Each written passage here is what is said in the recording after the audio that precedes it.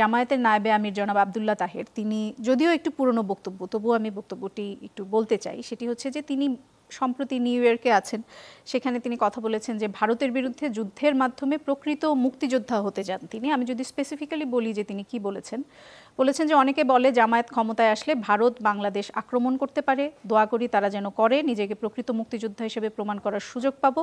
তিনি বলেছেন আমাদের কমপক্ষে 50 লাখ যুবক প্রস্তুত রয়েছে যারা ভারতের বিরুদ্ধে স্বাধীনতার যুদ্ধ করবে, তাদের দুই ভাগে ভাগ করব। খুব স্পেসিফিক্যালি উনি বলেছেন এক ভাগ গেরিলা যুদ্ধ করবে, আরেক ভাগকে বিভিন্ন জায়গায় ছড়িয়ে দিব। এই বিষয়টি নিয়ে আসলে অনেকগুলো প্রশ্ন আপনার কাছে। একটি হচ্ছে যে প্রকৃত মুক্তিযুদ্ধ বলতে উনি আসলে কি বোঝাতে চেয়েছেন, যে ভারতের বিরুদ্ধে এখন যেই কল্পিত যুদ্ধের কথা উনি চিন্তা করছেন সেখানে যারা অংশগ্রহণ করবে সেটি প্রকৃত মুক্তিযুদ্ধ, আর 71 সালে যেটা হয়েছিল সেটি প্রকৃত ছিল না, সেরকম কিছু বলতে চেয়েছেন? আর দ্বিতীয় প্রশ্ন হচ্ছে যে 50 লাখ যুবক যে প্রস্তুত রয়েছে তিনি বলেছেন, এটি আসলে কিসের ভিত্তিতে বললেন, যদি একটু আমাদেরকে বলেন। দেখেন, জামাত ইসলামের নায়েবে আমির আব্দুল্লাহ মোহাম্মদ তাহের ভাইয়ের যে বক্তব্য আপনি কোট করেছেন, আমি প্রথমে যেটি বলবো সেটা হলো, রাজনীতিবিদরা তো অনেক কথা বলেন, এই কথার মধ্যে ধরেন প্রচুর রেটরিক থাকে। অনেক সময় বক্তব্য দিতে গিয়ে কিছু কথা বলেন, কিছু মিন করেন, কিছু করেন না।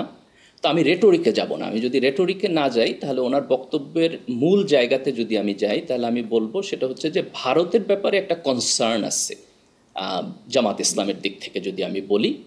আবার একইভাবে ভারতের দিক থেকেও জামাত ইসলামের ব্যাপারে কনসার্ন আছে, এবং ভারতের দিক থেকে যে কনসার্ন আছে এটা আপনি অনেক জায়গা থেকে বুঝতে পারবেন। যেমন একেবারে সাম্প্রতিক সময়ে যদি আমরা দেখি যে ডাকসুতে যখন ছাত্র শিবিরের প্যানেল নির্বাচনে জয়লাভ করলো, তখন ভারতের পলিটিশিয়ানরা নানান কথাবার্তা বলছে। ইভেন কংগ্রেসের পলিটিশিয়ান শশী থারুর উনিও হচ্ছে আপনার টুইট করছেন যে এখানে ছাত্র শিবির জিতছে, এইটার ব্যাপারে তারা কনসার্ন শো করছেন। তো ভারতের ব্যাপারে জামাত ইসলামের যেটা কনসার্ন, আমার দিক থেকে আমি যতটুকু অবজার্ভ করি, এই কনসার্নটা কিন্তু শুধু জামাত ইসলামের একার না, এই কনসার্নটা টোটাল বাংলাদেশের। এবং এই কনসার্নটা এই জায়গা থেকে আসে যে বিগত সময়ে আমরা আওয়ামী লীগের যে ফ্যাসিবাদী সরকার দেখলাম, সেই সরকারকে কিন্তু ভারতের পক্ষ থেকে সকল প্রকার সাহায্য সহযোগিতা করে টিকায় রাখা হয়েছিল।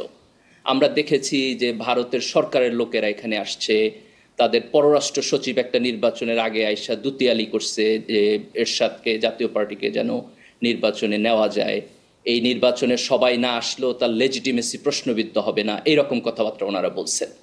তো আমি যখন বাংলাদেশের নাগরিক হিসাবে দেখি যে আমার আভ্যন্তরীণ রাজনৈতিক প্রক্রিয়ায় ভারত হস্তক্ষেপ করে, নগ্নভাবে হস্তক্ষেপ করে, এবং সেটা হস্তক্ষেপ করে এইখানকার সংখ্যাগরিষ্ঠ জনগণের মতামতের বিপক্ষে, তখন ভারতের ব্যাপারে আমার কনসার্ন তৈরি হয়।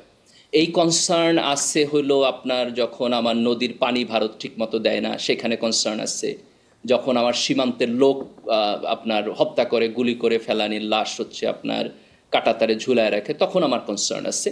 তো আমি জামাত ইসলামের তাহের ভাইয়ের বক্তব্যটাকে এইভাবে পড়তে চাই যে ভারতের ব্যাপারে এই দেশের সংখ্যাগরিষ্ঠ মানুষের কনসার্ন আছে, that point number 1। Point number 2 হলো যে ভারতের দিক থেকে জামাত ইসলামী গণতান্ত্রিকভাবে ক্ষমতায় আসলেও ভারত এটা মেনে নিতে ইন্টারেস্টেড হবে না, এরকম একটা কনসার্ন আছে।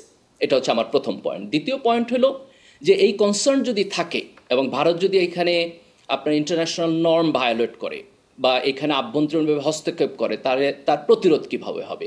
আমি মনে করি এখানে তাহের ভাই যেই পার্সপেক্টিভে দেখছেন এটা খুবই দলীয় এবং হচ্ছে ন্যারো পার্সপেক্টিভ। ওনার এই পার্সপেক্টিভে দেখা উচিত না। এটা বাংলাদেশের স্বাধীনতা সার্বভৌমত্বের প্রশ্ন, এটা এদেশের 18 কোটি মানুষের প্রশ্ন, এটা যতটুকু আমার প্রশ্ন ততটুকু আপনারও প্রশ্ন, এটা যতটুকু আমার কনসার্ন ততটুকু আপনারও কনসার্ন। বাংলাদেশ একটা স্বাধীন দেশ, আমরা পাকিস্তান থেকে বের হয়ে আসছি, এর মানে এই না যে আমরা ভারতের একটা স্যাটেলাইট স্টেট হয়ে থাকব। আমরা ভারত, পাকিস্তান এবং বাংলাদেশ তিনটা দেশে এই উপমহাদেশের স্বাধীন দেশ, যার যার জায়গা থেকে সে তার মতো করে কাজ করবে, পারস্পরিক শ্রদ্ধা এবং সম্মানের মধ্য দিয়ে আমাদের সম্পর্ক থাকবে। এখানে কোনো প্রকার আপনার আধিপত্যবাদী হস্তক্ষেপ, এটা সম্ভাবনা থাকা উচিত না। দেখেন, অফিসিয়ালি এটা জামাতের পজিশন কিনা বা ওনার ব্যক্তিগত পজিশন কিনা এটা তো আমি বলতে পারবো না, আপনি জামাতকে বা জামাতের মুখপাত্রকে জিজ্ঞেস করতে হবে। কিন্তু আমি নাগরিক জায়গা থেকে যদি অবজার্ভ করি তাহলে আমি আপনার পরের প্রশ্নে যাব, সেটা হলো যে একজন দায়িত্বশীল রাজনৈতিক ব্যক্তি হিসাবে এইখানে ওনার বক্তব্যে যে সমস্ত রেটরিকগুলো আসছে এগুলো ইনঅ্যাপ্রোপ্রিয়েট কিনা, এগুলো আরও বেটারভাবে আসতে পারতো কিনা। আমি আপনার বক্তব্যের এসেন্সের সাথে অ্যাগ্রি করি যে এটাকে দলীয় দৃষ্টিভঙ্গিতে এবং দলীয় ন্যারো দৃষ্টিভঙ্গিতে দেখা উচিত না। ভারতের সাথে বাংলাদেশের যে বাইল্যাটারাল সম্পর্কের প্রশ্ন এবং আমাদের আত্মমর্যাদার যে প্রশ্ন, এটা একটা জাতীয় প্রশ্ন। এবং এই জায়গায় একটা খুব ইন্টারেস্টিং জিনিস আমাদের মনে রাখতে হবে, সেটা হলো কিছুদিন আগে আপনার জাস্ট আমার বোধহয় যে ফিউ ডেজ বিফোর আপনার ইনোভেশনের একটা সার্ভে হয়েছে, একটা পোল, জনমত জরিপ। এর আগেও তারা জনমত জরিপ হয়েছে এবং সেখানে আপনি দেখেছেন যে more than 70% people of the country তারা ভারত এবং পাকিস্তান উভয়ের সাথে সুসম্পর্ক চায়, একটা ভালো সম্পর্ক চায়। তাহলে আমাদের দিক থেকে পজিশনটা ভারতের সাথে অথবা পাকিস্তানের সাথে শত্রুতা না, যুদ্ধ না, টেনশন হাই করা না। আমাদের দিক থেকে জাতীয় অবস্থানটা হবে তাদের সাথে সহ অবস্থান, মর্যাদা সম্পন্ন অবস্থান।